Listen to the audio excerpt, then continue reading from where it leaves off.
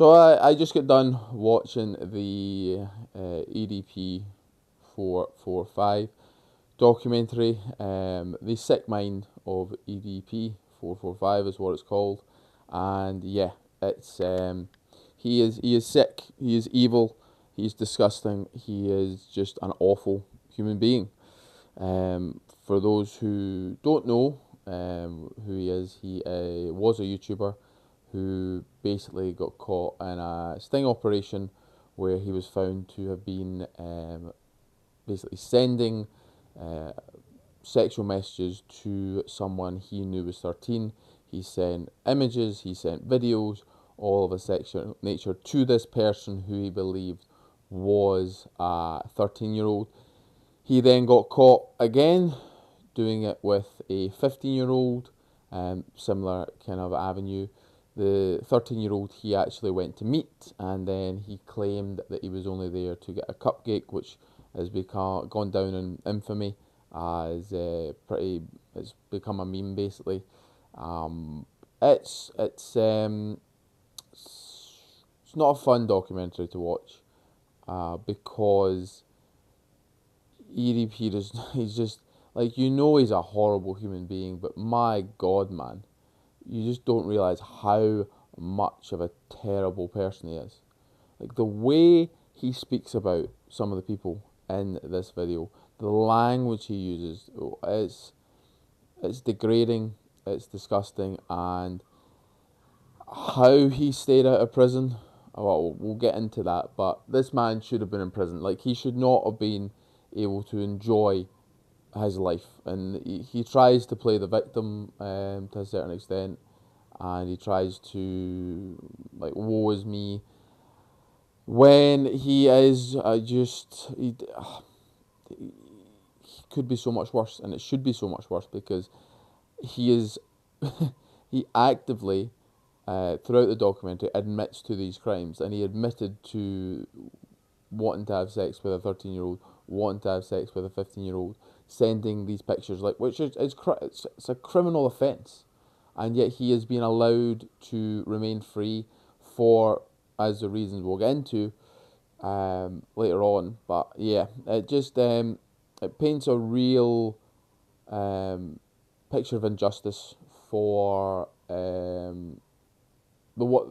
So the 13-year-old was fake. She wasn't real, but the 15-year-old was a real person, and we'll get into kind of her story in a wee bit. But yeah, he's awful.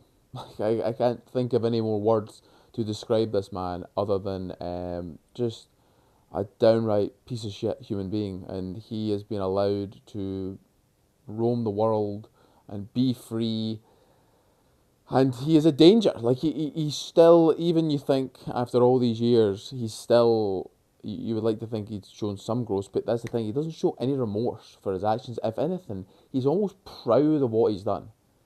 Like, he's almost proud that he'd done it, he knew it was bad, but he's gotten away with it. So he just doesn't show any, he's not showing any growth. He has clearly um, been wanting something like this to come up because he loves the fame, he loves being on camera, so he's like, yep, I definitely want to do this because it'll get everyone talking about me again, and that's all he cares about. He doesn't care how he does it. Like, he talks about Triple H being one of his idols in wrestling because he'd done anything to get what he wanted, and that's the way I think he kind of sees his life. He's done anything to get what he wanted, which was the fame, which was the clout, which was the clicks. So yeah, it's just disgusting, just absolutely disgusting. Um, we'll go into a bit more kind of towards the end about what actually kind of became of him, but basically the documentary brings in Chris Hansen. Now, I Chris Hansen was a big part of me my childhood growing up. Like, I remember watching um, To Catch a Predator very early on, and kind of understanding just how wrong it was. Chris Hansen has his own problems, but the people who claim to be the predator hunters in this, have a lot to answer for with regards to EDP445 being allowed to remain free. So the main guy, Alex Rosen, who done the initial sting operation, like again, doesn't really show much remorse to allowing this dangerous human being to be allowed to roam free. So basically, the the the reason why the process, like they couldn't take it to the police, or they didn't take it to the police, was they messaged EDP first, which is considered like entrapment. I believe it needs to be the adult who sends the message first. So that is why one of the main reasons why they didn't actually get it to a court of law, because it was inadmissible. So he, I don't know this guy. I don't know what he's done, but it just draws into question. We'll get into Gideon as well, actually, and Skeeter. So those two were in charge, or they were part of the sting operation for the 15-year-old. Now the difference here is, I'll give Alex some credit. He didn't use a 13-year-old to carry out these messages. The other two did. They actively used a 15-year-old to communicate with EDP as part of their sting operation, which subjected her to sexualized conversation, sexual videos, and sexual pictures, all from EDP. So they bear a hell of a lot more responsibility than Alex, because Alex, yeah, he messed up he messed up the investigation, which led to kind of EDP getting away. But they actively use a minor to communicate in order to further their investigation, which then led to a absolute terrible sting where they try and sprung it on him and he didn't react. He just kind of walked away. And Chris Hansen is in this, and he basically goes through it and he goes, "This is awful. It's a clown show."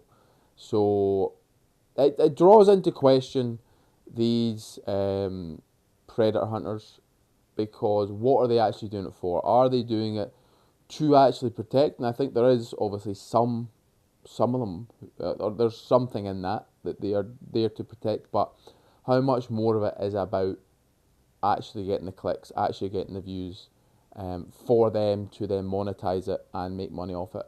And they do a good job of like going back at Chris Hansen and being like, well, he's doing exactly what he done exactly what we done. We're just doing it in a new kind of fashion. So I can see that, but like Chris Hansen's was a lot more professional. He was in like always working with the police, so it definitely seemed like a more professional operation. It felt like police were running the operation, and Chris Hansen was just there to kind of gain an insight into what was actually going on.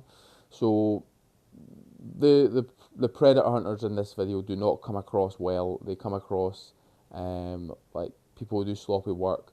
People might not actually care about the outcome of the investigation. They just want it for the views and the clicks. Kind of comes to the end, and they talk about EDP going to therapy. They talk about him like getting a girlfriend who's 42 or something. And again, all sunshine and rose at the start, and then come the end of it, like, yeah, she's annoying. When they break up, like, she was annoying as hell, and yeah, just goes in on her. And shock horror, guess who his role models and people who he look up to? I will give you 3 guesses, and I guarantee you can get it in one. Who is his top man? Who's the top guy he looks up to? Yeah, Andrew Tate. And the way he discusses women in this show, the way he discusses his potential victims, because you know what, obviously one of them was fake, but one of them was very real, is disgusting. He talks about killing her, like threatening her. And it is just that extreme level of the manosphere that is becoming more prevalent. He's openly admitting to just like hating women, and it's because he's had a poor time with them, because he's not. And I talk about this in a video that I'm currently editing. This he's not looking at what he brings to the table. He's looking at it what their faults are with him, or what did they see the faults in him. Like, they're the problem, not me. When he is quite clearly the problem in these relationships, because he's just not a nice person, and what he does and the way he acts is not attractive to the opposite sex. So, and he lists off Trump, of course, the other brother, Ben Shapiro, the fitness guys or whatever, Myron, whatever the hell his name. I talked about him in my video that I done on the YouTube, the Manosphere one, and shock horror, it's them, and you can clearly hear the way he speaks about them is echoed, or he's echoing their thoughts and their sentiment towards women throughout this whole thing. He gets an AI girlfriend, and then he openly talks about how, yeah, we have underage fantasies, and just conversation with each other, and it's just like, oh man, he has not changed a bit. He is such a danger to society, and he's been allowed to go through society and just allowed to be free with no consequences for his actions. He was allowed to watch his team win the Super Bowl, and he said, this is the greatest day of my life, which is not something he should have been able to celebrate. It's not something he should have been able to freely watch, because he's a criminal. Like, there's no other, he is a criminal. He openly admits to his crimes and openly admits to these the documentary makers about how he wanted to sleep with minors. And it is it's a very sobering documentary, because you just realise how messed up the world is when people like this are allowed to roam free and be allowed to enjoy their lives, when they have definitely affected one person at the very least, but potentially more, because we don't know if there's been more or not. And the documentary ends with just a statistic that is horrible. It's horrible when they put it up. So in the United States, 74 every 74 seconds, someone is sexually abused. So in the time, I don't know how long this video's going to be up for, or how long this video is going to be, but if it's 10 minutes, that's 7 people who have been sexually abused. Like, that is a crazy, crazy statistic. It gets worse. If there's a 10-minute video, every 9 minutes, one of those people who is sexually assaulted is a child.